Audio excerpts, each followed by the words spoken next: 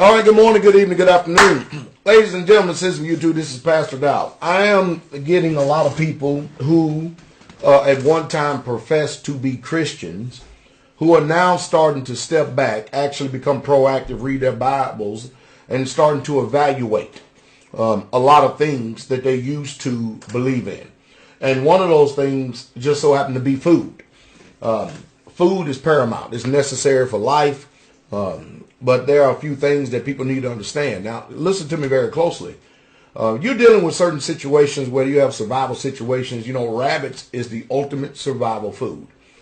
Pig is prolific. You know, the reason why that the system promotes people eating swine and pig is because these things have a lot of babies and they'll eat just about anything.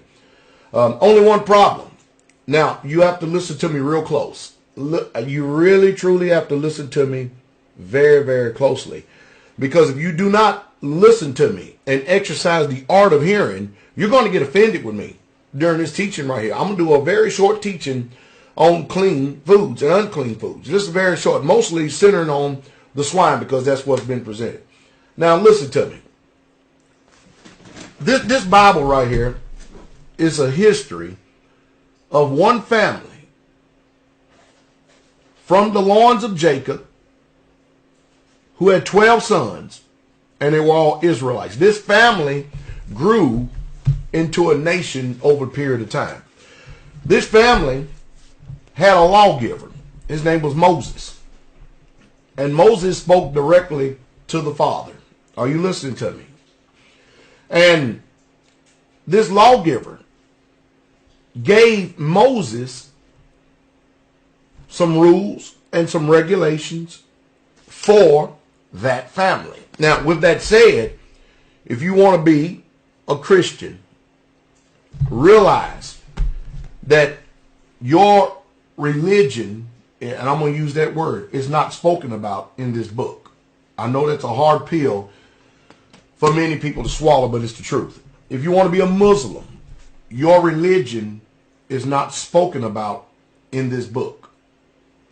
If you want to be a Catholic, your religion is not spoken about in this book. If you want to be a Seventh-day Adventist or a Jehovah's Witness or a Baptist or a Methodist or a Catholic or an Apostolic or Pentecostal or non-denomination, your religion is not spoken about in this book. Your faith, whatever way you believe, is not spoken about in this book. What you've done is done like many other nations that have actually conquered the people and actually taken them into slavery and captivity. You've taken their books and you've adopted their principles, some of them, for yourself. And now you've twisted, warped, and distorted to where even the whole meaning of the book has not even any value to you at all. Now, with all that said, and with all that in mind, this family had a book, which is a constitution. And this book is full of laws, statutes, and commandments only for those people. There's no salvation in this book for Christians. There's no salvation for Muslims. There's no salvation for anybody outside of this book other than those who are Israelites, period. And the creator of the universe clearly states in this Bible right here that he is the God of Israel. Did y'all hear what I said? That period, point blank. And all the other nations, their philosophies and their perspectives, all gender to paganism or worshiping of devils. That means every nation, every tongue, every tribe, every creed, no matter who they are all serving devils. I don't care how they dress it up, how they paint it, whatever the philosophy is, because there's only one salvation, one Messiah. That's it, period. And he was to the ancient Hebrew people who are Israelites and their descendants. Point blank. Now we got that all out of the way. That's why Pastor Dowell, when I read this book, I know who I am, because I can tell who I am because of the history of this book.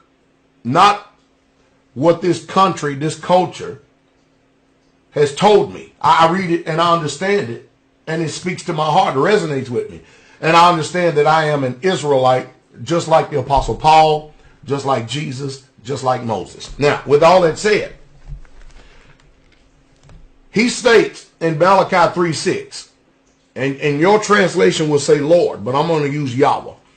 For I am Yahweh, look at this, I change not. We're talking about the creator of the universe. Therefore, you sons of Jacob, are not consumed. Notice, sons of Jacob are not consumed.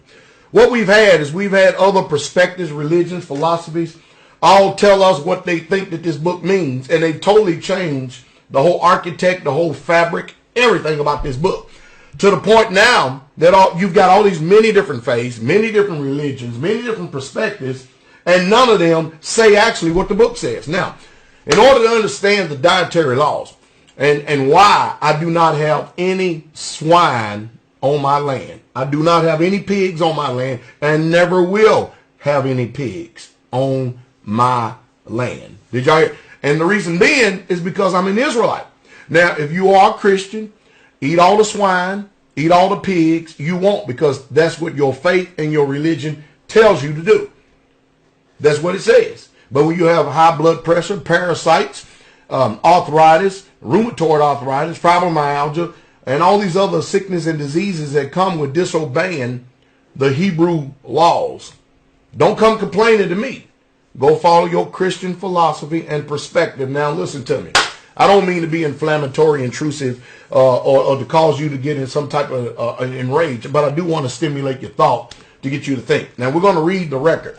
The law is written down over in Leviticus 11, which, many religions teach you you're not under that law. You don't have that law. Well, contrary to popular belief, we just got finished reading that this creator universe don't change. He's the same yesterday, today, and forever. He does not change. So, following that perspective, following that vein and that line of thought right here, listen to the book very closely. We're going to turn to Leviticus, the 11th chapter. And I'm going to start the first verse. And we're going to hit a few key points that is necessary for you to understand. You need to understand this. You need to understand this going forward so you don't have people spoil you through philosophy, spoil you through vain deceit, spoil you through tradition. You don't need all that. You need truth. And truth would always set free and make free. Now, the book reads, and again, it says Lord, but I'm going to say Yahweh, okay? And Yahweh spake unto Moshe and unto Aaron. Now notice, this is the creator of the universe. He's doing the talking. So this is not Moses' law. Moses is a custodian of this law to implement, to make sure that it's carried out among the people. And those of us who are Israelites, we should be following in the same vein to make sure we carry this out among the people. And Yahweh spake unto Moshe and to Aaron, saying unto them, speak unto the children of Israel, saying. It didn't say speak to Christians. It didn't say to speak to the Muslims or speak to any other religions or philosophy. It says speak to these people. Are you following me? These are the beasts which ye shall eat among all the beasts which are on the earth. Whatsoever part of the hoof and is cloven-footed and cheweth the cud among the beasts shall ye eat. Nevertheless, these shall ye not eat of them that chew the cud, or of them that divide of the hoof, as the camel, because he cheweth the cud, but divideth not the hoof, he is unclean to you. Do not eat camel, Israelites. Did y'all hear me? Camel is unclean. You do not eat it. Do you understand? All right. Now, I don't want to get sidetracked. I want to get straight to the point. I'm going to continue to keep reading down. I may put a few things in here, but I want to get mainly to the swine. That's what it's all about, because I can make this thing long and outdrawn. I don't want to do that. We want to stay the course here. But, a cow, it chews the cud. It is part of the hoof. It is cloven-footed. You can eat the cow, and he is clean to you. All right. Don't eat horses. Horse is not clean to you. All right, here we go. And the coney, because he cheweth the cud, but divideth not the hoof, he is unclean to you. And the hare, which is the rabbit, right? Listen to what the book says.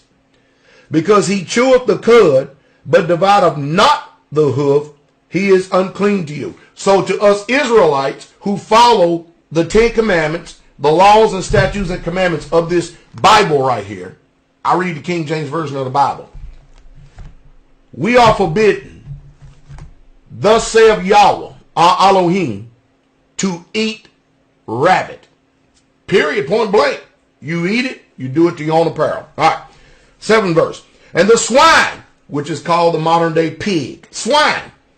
Because, look, though he divideth the hoof, and be cloven-footed, yet he cheweth not the cud, he is unclean to you. You hear that? So Israelites, if you're going to follow the one who gave this to Moses, he spoke this. Moses didn't speak this. Aaron didn't speak this. The Creator spoke this. He told you, do not eat this, so you don't eat it, you don't touch it, you don't do any of that stuff. You do not consume swine. I don't care what the commercials say. I don't care what religion say. Remember, Christianity is not spoken about in this book, so therefore they have no opinion in this area. Now, if they want to divinely sanctify the swine, then let the Christians go develop their own Bible and their own book like they're doing through these translations. And let them justify their own self. But for those of us who believe in what the word says, when he says he don't change, he's the one that said he's not going to alter or change anything that has gone out of his lips. We follow this book right here. Okay. Maybe that's the reason why that out all the assembly we have here, the people moving this area, none of us are under doctor's care. Not one of us are on prescription drugs. Anyway, and look what it says right here. 8th verse. And of their flesh ye shall not eat, and of their carcass ye shall not touch. They are unclean to you. So you don't, period, point blank. You don't even touch, you don't leave them alone, period, Israel. Now, it's only for Israelites, remember. And then he turns around and says, through the prophet Isaiah, 66 verse 17, they that sanctify themselves, you know, you people who set yourselves apart, look what it says, and purify themselves in the gardens behind one tree in the midst, eating swine's flesh. In other words, you say, no, it's okay. I can eat swine's flesh. I justify myself eating swine's flesh. Listen to what the prophet says. And the abomination and the mouse shall be consumed together, saith Yahweh. That's not talking in your favor. It's saying you're going to be consumed. You understand that? That means you're going to perish. So anybody who adopts a philosophy outside of this book right here concerning the dietary laws, are you following me? You have bad problems when you meet the God of Israel. You're going to have some serious problems. You can be, and you can deceive yourself to be so-called saved, so-called sanctified, so-called Holy Spirit filled and fire baptized all you want. You bust this law, break this law, transgress this law, you eat swine's flesh, you finished. You over with and done. And the kingdom of Yahweh, the kingdom of heaven, the new Jerusalem, when it comes down, will not be your home. And remember, he ain't playing games.